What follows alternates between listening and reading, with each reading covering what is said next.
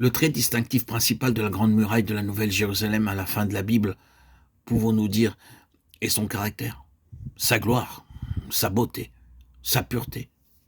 Et c'est ici le caractère de Christ qui est la première chose concernant son témoignage. Et cela doit être établi et très clairement défini.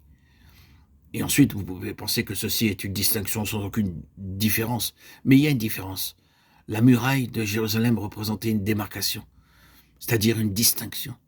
Ici, les choses ne sont pas du tout mélangées. Ici, à la muraille, il y a une déclaration et un établissement de faits.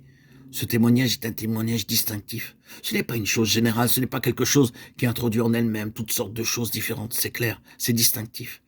Elle a une chose à dire. Et cette seule chose est, seul ce qui est de Christ peut entrer, peut être à l'intérieur de ceci. Or, cela est très, très pénétrant et très, très frappant. Nous trouverons en poursuivant que c'est cet Hanani, frère de Néhémie, fut finalement établi policier. Et lui, en tant que policier, avait la responsabilité des portes, de s'occuper des intrus, des marchands. Il y a une foule de marchands trouvant le moyen de pénétrer dans le témoignage de Jésus. Des marchands qui ont leur propre intérêt à servir leur propre affaire, à s'occuper, et toutes sortes de marchandises à introduire dans les limites de Dieu, de Christ. Et cette muraille disait non, non. Vous continuez de lire jusqu'à la fin du livre de Néhémie et vous constatez comment Néhémie et son policier s'occupaient des marchands. Ils n'en voulaient pas.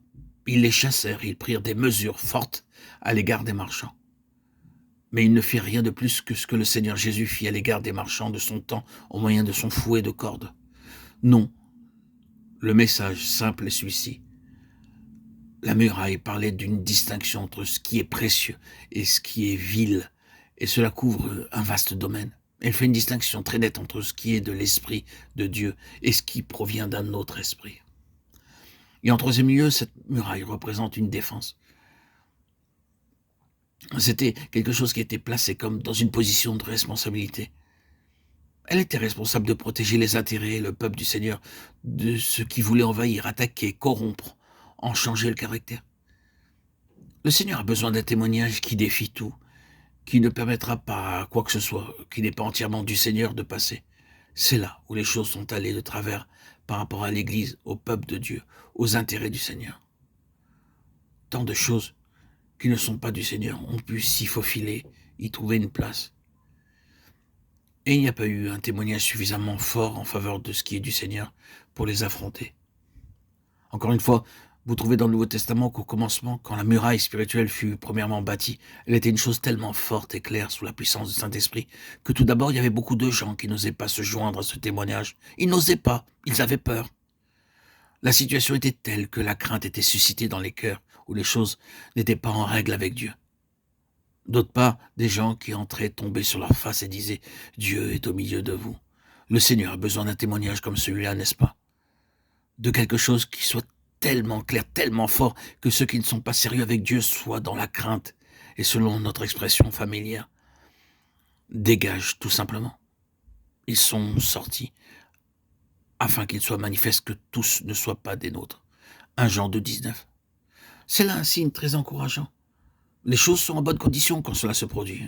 Ah, oui, mais quand les choses sont en mauvaise condition, on a peur de perdre quelqu'un, on retient tout le monde. Le Seigneur disait, non, n'essayez pas de retenir tout le monde, n'essayez pas d'introduire n'importe qui.